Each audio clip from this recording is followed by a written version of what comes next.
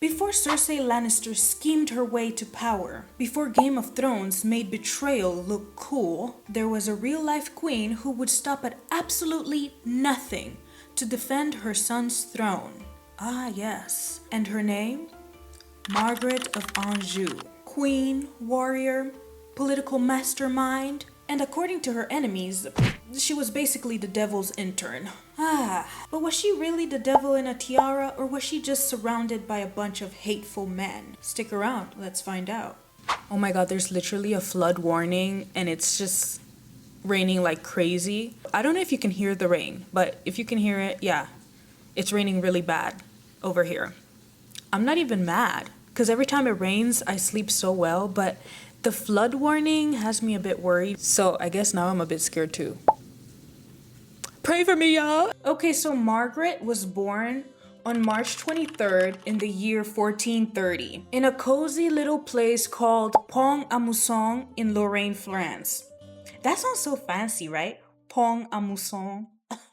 So little fun fact before we start, Margaret was actually born in the middle of the 100 Years' War.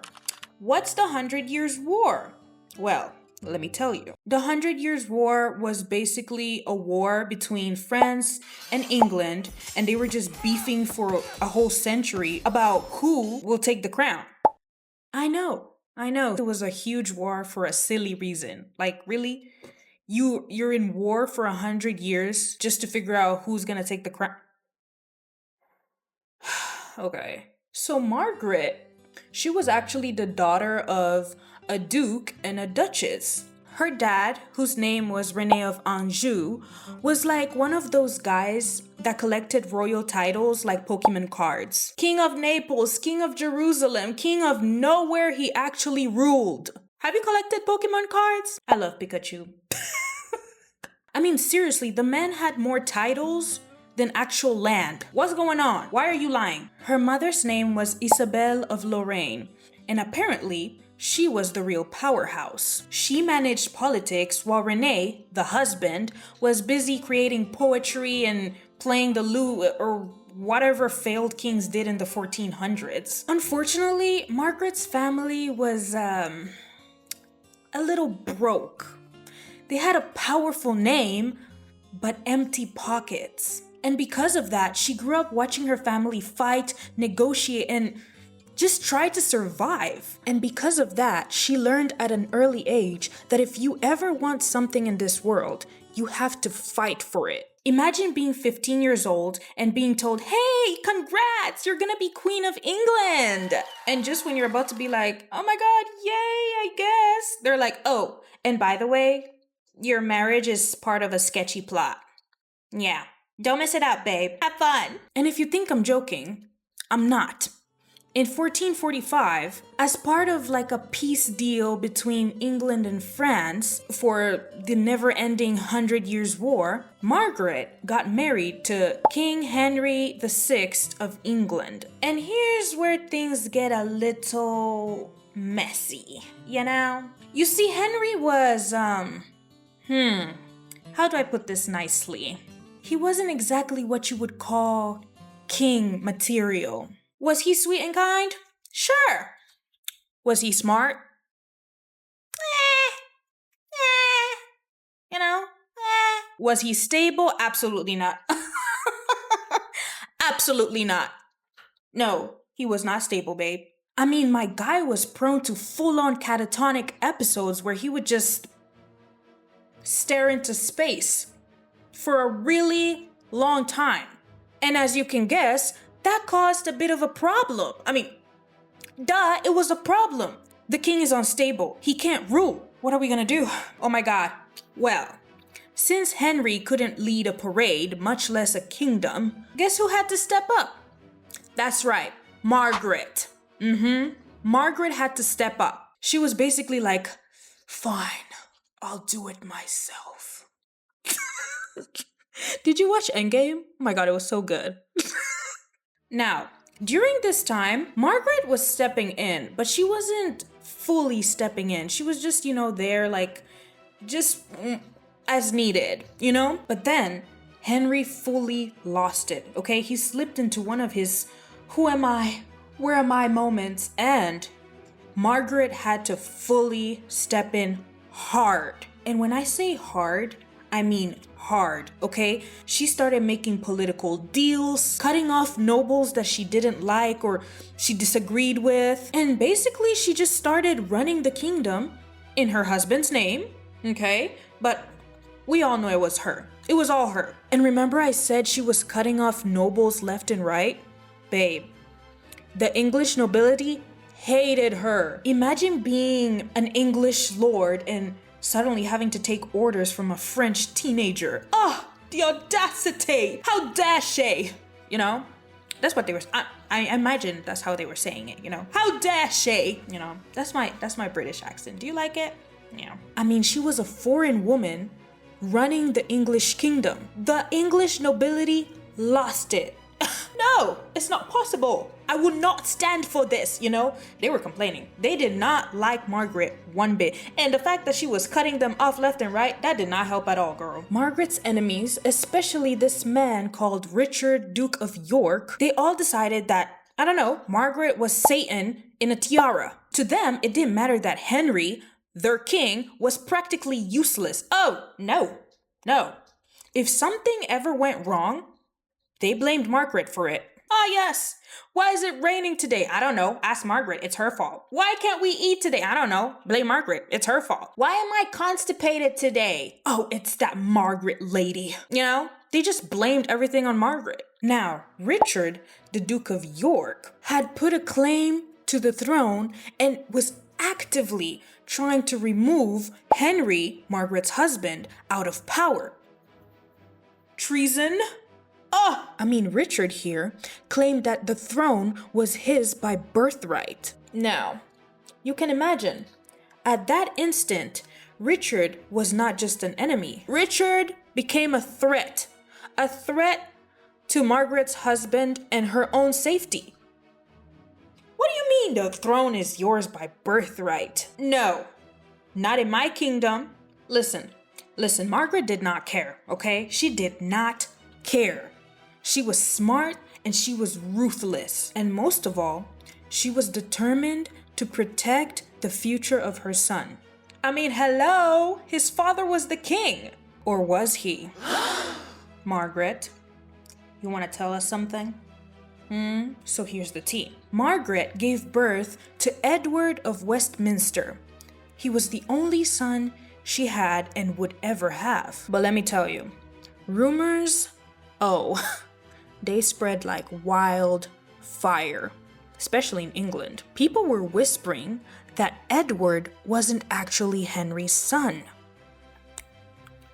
After all, how could a king that barely knows his own name be the father of a child? Some people were saying that Edmund Beaufort, a close advisor of the queen, and I'm using heavy air quotations here, okay? They were saying that Edmund Beaufort could be or could have been the father of Edward. Now, listen, this kind of rumor in medieval England was scandal level 9,000, okay? I mean, the slightest chance or the slightest possibility of Edward not being the son of the king was, oh my God. I mean, the nobles were clutching their pearls. But our girl Margaret here, she denied everything, okay? She denied. She was like, no, stay out of my business. I mean, of course, the rumors still stuck to her, but we don't know. We don't know if he was the son of Edmund Beaufort or if he was the son of King Henry. We don't know. So I'm just gonna go with he was the son of King Henry, okay? Let's give our girl Margaret some grace. I just want us to be fair and, let's be real. Like I said before, this was such a scandal that the slight possibility that Edward could be an illegitimate son. But, I mean, even if he was, can you blame her? I mean, her husband was barely functioning. What if she was lonely? If a king had a mistress and then had an heir, nobody would blink. Nobody would say anything. But if a queen just had, I don't know, like a male friend, not even a lover, just a friend that was a male, immediately she would be considered Jezebel, Medusa, and the Antichrist in one. I mean, come on. The double standards, honey. How about now? What do you think? I give up. It looks horrendous, but you know what? A for effort. Let's keep going. This is where the evil queen branding began. She was painted as a manipulative, power-hungry, and unfaithful woman. She wasn't playing the role they expected from her, so they rewrote her as the villain. Well, at least that's what I'm getting from this. Now, this whole thing exploded into a full-blown civil war called the War of Roses. It was Margaret's house of Lancaster versus the House of York. Remember Richard, Duke of York? Yeah, his house versus Margaret's house. Lancaster's versus York's. Two sides of the family basically started playing Game of Thrones without the dragons. And Margaret, she wasn't just gonna let them win. She raised armies, she was commanding troops, and fighting battles like a full-on general, while wearing medieval gowns. I mean, Margaret was ready to do anything to keep her husband on the throne and her son as the heir of the throne, even if that meant plunging England into full-on chaos. And because of that, people started seeing her as evil, wicked, because how dare a woman be that aggressive? Oh my god, so remember how Richard, Duke of York, was basically like, the throne is mine by birthright, and literally tried to evict poor King Henry out of his own monarchy? Yeah, Margaret wasn't about to let that slide. Oh yes, she remembered that. This is what happened. On December of the year 1460, York and his people, they rolled up. This was while the war was going on, okay? And I mean, they came up and they were probably feeling real confident. They were like, yeah, we got this. We winning this war, yeah. But Margaret, oh, she had different plans, baby. Margaret got her army locked, loaded, and pissed off. And while she wasn't physically there in the battle, let's be real, what's about to happen had her fingerprints all over it. So, Richard, Duke of York, gets absolutely slaughtered. And when I mean slaughtered, I mean it was bad, okay? It was so bad. And you might be thinking like, oh, that's it? No, it gets worse. I mean, they can't just kill him. That would literally be so boring. You know, they need some fun. So for fun, they chopped off his head and stick his head on a pike at Micklegate Bar. And here's the real kicker. They topped everything off with a paper crown. I'm not kidding. They put a paper crown on this man's chopped head that they stuck on a stick. Oy vey. It was giving, here lies the head of your would-be king in arts and crafts. I mean, they could have at least gave him an actual crown. Just saying. You wanted a crown? Here you go, sweetie. A paper crown. Just for you. I feel like this wasn't just a kill. This was to send a message. A bold message. Come for my husband's crown again, and I will personally redecorate your gates with your lineage. That was absolutely savage. Oh my god. Now, as you would expect, when the Duke family saw this and heard about this, they were pissed. This wasn't just a simple war anymore. Oh no. This was revenge. They were going to take that throne, no matter what. You know when you're playing a game and that one competitive friend starts playing dirty, and then suddenly you're just like, okay, I'm gonna get you. Don't worry, I'm gonna get you. I'm imagining that's basically what they were saying. They were like, oh, that's how you wanna, okay. Don't worry, I got you. Don't worry, I got something for you, Margaret. The York family, they weren't playing, like I said before. So, at the Battle of Tewkesbury, one of the most bloodiest battles that happened in English history, Margaret's son Edward, her pride, her joy, the literal reason she was doing all this fighting, got killed.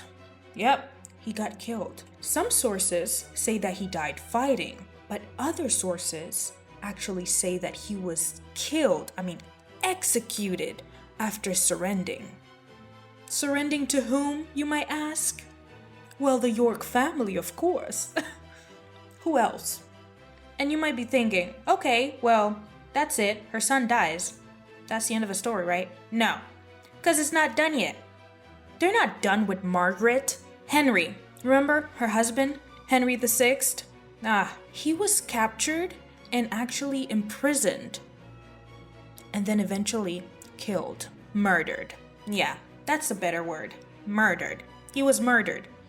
By who, you might ask? Oh, well, the York family, of course. In a span of a couple weeks, Margaret lost her son, her crown, and her husband. I mean, after that, she literally lost the will to fight.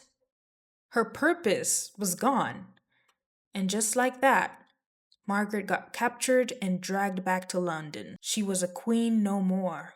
Now, eventually, the French king was able to ransom her back to France. But unfortunately, France, because of the long war, ended up being broke too. So they didn't really have any money. Margaret lived out her final years in total obscurity, broke, forgotten, grieving, alone, and completely powerless. She went from being the Queen of England to a nameless exile.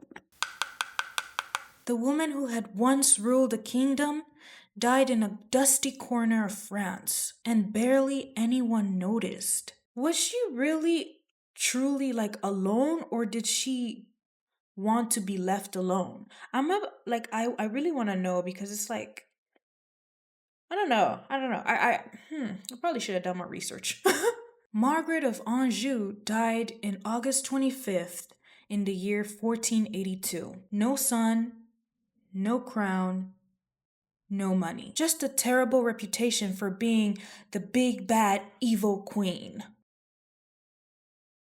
That's a lot. So why did history paint Margaret as a villain? I mean, Shakespeare turned her into a murderous banshee. Chroniclers blamed her for every bad decision. But in truth, in my eyes, Margaret did what any mother, queen, survivor would do.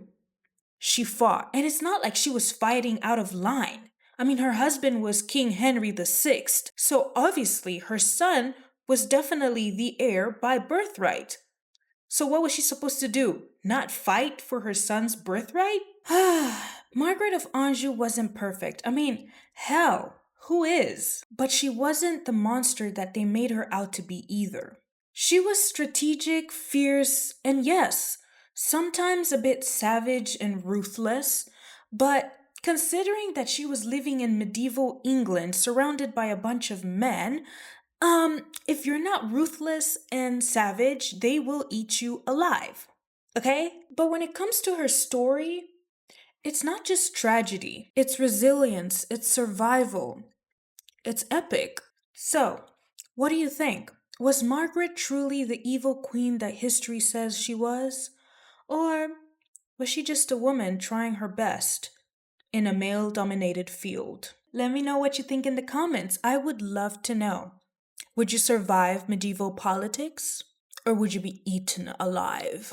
Well, my history friends, it is the end of this video, and I just wanted to say thank you so much for staying with me and learning about Margaret of Anjou. I'm not really sure what we're talking about next week. I still haven't decided, but if you have any suggestions, I would love to hear them.